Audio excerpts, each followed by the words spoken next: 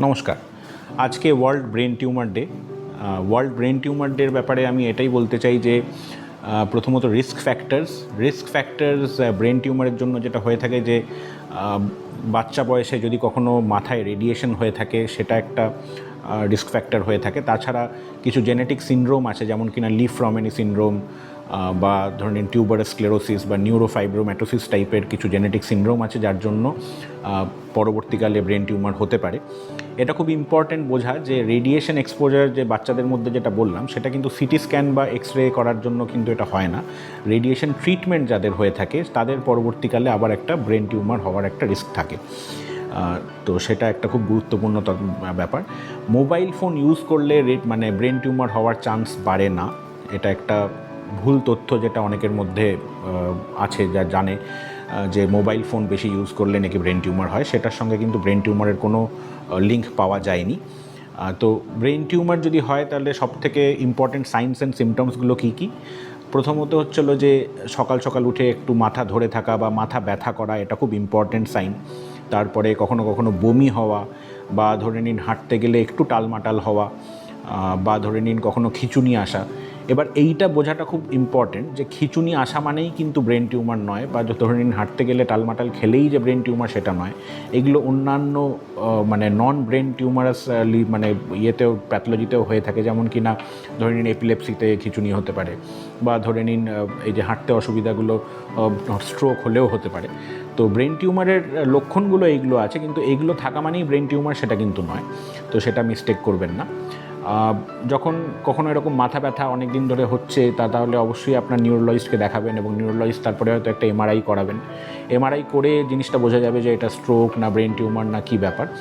এবং যদি brain tumour হয়ে থাকে বা ব্রেনের ক্যান্সার যদি হয়ে থাকে, তাহলে সেটা প্রথম জিনিস হচ্ছিলো যে সবথেকে যতটা সম্ভব ভালো করে ওটাকে নিউরোসার্জনরা অপারেশন করে বার করে থাকেন, এবং তারপরে সেই যে প্যাথোলজি রিপোর্ট, সেই প্যাথোলজি রিপোর্টের ভিত্তিতে আমাদের পরবর্তী চিকিৎসাগুলো হয়ে থাকে, যেটা কিনা অনেক সময় রেডিয়েশন বা কিছু ওরাল ট্যাবলেট, কেমো, এইসব জিনিসগুলো দিয়ে তার ট্রিটমেন্ট হয়ে থাকে।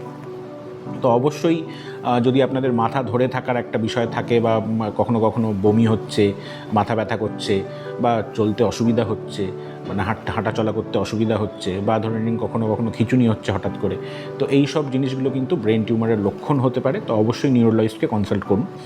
আর এছাড়া হচ্ছিলো ব্রেন টিউমারের মধ্যে হচ্ছিলো দু টাইপের ব্রেন টিউমার হয়, যেটা হচ্ছিলো একটা হচ্ছিলো যেটা প্রাইমারি ব্রেন থেকেই উৎপত্তি হচ্ছে, আর আরেকটা টাইপের হয় সেটা খুব কমন, সেটা হচ্ছিলো যে অন্য কোথাও ক্যান্সার আছে, ধরে নিন ফুসফুসে বা স্তনের মধ্যে ক্যান্সার আছে, যেটা কিনা ব্রেনের মধ্যে ছড়িয়েছে। তো সেটাকে আমরা বলি সেকেন্ডারি মেটাস্ট্যাসিস। তো এই টাইপের সব ব্রেন টিউমারও হয়ে থাকে। আজকের ডেটে এটা বোঝাটা খুব ইম্পর্টেন্ট যে স্তন ক্যান্সার বা ফুসফুসের ক্যান্সার থেকে যখন ব্রেনে ছড়ায় রোগটা, এটা কিন্তু এরকম নয় যে খুব হতাশ হওয়ার জিনিস, কিছুই হবে না, এরকম কিন্তু অনেক সময় নাও হতে পারে। কারণ আজকালকার নতুন পদ্ধতিতে অনেক মলিকিউলার টেস্ট বেরিয়ে গেছে, যেটাতে আমরা কিন্তু এই সব পেশেন্টদেরও অনেকটা ভালো করতে পারি, বা অনেকটা টাইম দিতে পারি, অনেকটা লঞ্জিভিটিটা অনেকটা বাড়ানো যেতে পারে উইথ প্রোডাক্টিভ লাইফ। তো 2-4 বছর কিন্তু এখন ওটা করা সম্ভব নতুন নতুন মলিকুলার টেস্টিংয়ের ভিত্তিতে। যদি ইজিএফআর মিউট্যান্ট লাং ক্যান্সার হয়ে থাকে তাহলে সেক্ষেত্রে এটা খুব পসিবল, বা ধরে নিন HER2 পজিটিভ ব্রেস্ট ক্যান্সার যদি হয়ে থাকে তাহলে সেটা খুব পসিবল যে এটা এইরকম পেশেন্ট 3-4 বছর কিন্তু ভালোভাবে কিন্তু বাঁচতে পারেন। তো অতএব এইগুলো আপনারা ডিসাইড করবেন না দয়া করে, এগুলো অবশ্যই ডাক্তারের কাছে যান এবং তাদের পরামর্শ নিন। তারা সঠিক পরামর্শ দিয়ে সেই পেশেন্টকে ট্রিট করবে সেইভাবে। আর ব্রেন টিউমারের ক্ষেত্রে অনেকেই আপনারা অপারেশনের জন্য হয়তো বহিরাগত হন। তো বহিরাগত হলে সেখানটাতে ধরে নিন অপারেশনের পরে যেটা খুব ইম্পর্টেন্ট বোঝা, সেটা হচ্ছে অপারেশনের পরে যে মোমের টুকরো হয়, বায়োপসির একটা ব্লক জেনারেট হয়, ওই মোমের টুকরোগুলো অবশ্যই নিয়ে আসবেন। কারণ আজকালকার দিনে নতুন পদ্ধতিতে ব্রেন টিউমারের যে পরবর্তী চিকিৎসাটা অপারেশনের পরে, যে রেডিয়েশন বা কেমোথেরাপি বা ধরে নিন ট্যাবলেট, কেমো, যেটাই হোক, সেই ট্রিটমেন্টগুলো কিন্তু ওই ব্লকের উপরে ডিপেন্ডেন্ট করেই আমরা বলে থাকি। ব্লকটা একটা এনজিএস বলে একটা মলিকুলার টেস্টিংয়ে যায়, যার ভিত্তিতে আমরা বলি যে এর পরবর্তীতে রেডিয়েশন, কেমো কী লাগবে না লাগবে সেই বিষয়ে আমরা বলে থাকি। রিসেন্টলি যেটা একটা আপডেট এসছে যে গ্রেড 2 গ্লায়োমা যেগুলো হয়, যে গ্রেড 2 অ্যাস্ট্রোসাইটোমা বা অলিগোডেন্ড্রোগ্লায়োমা, গ্রেড 2 ব্রেন টিউমার কিছু আছে যেগুলোতে দেখা গেছে যে ভোরাসিটি নিফটেনিব বলে একটা ওরাল ট্যাবলেট আছে, যেটা কিনা অপারেশনের পরে খেলে মানে পরবর্তী রেডিয়েশন থেরাপিটাকে অনেকটা ডিলে করা যায়, বা পেশেন্ট অনেক সুস্থ থাকেন, 2-4 বছর খুব ভালোভাবে কাটাতে পারেন। তো এই বলেই আজকে আমি মানে শেষ করব। তো আপনারা সবাই সুস্থ থাকুন, ভালো থাকুন, এবং আমি আশা করব যে আপনাদের যদি কোনো মানে পার্শ্ববর্তী কোনো পেশেন্ট যদি থাকেন যার এরকম মাথা ব্যথা হচ্ছে বা এই অসুবিধাগুলো হচ্ছে, তাহলে ডেফিনেটলি নিউরোলজি কনসালটেশন করুন। ধন্যবাদ।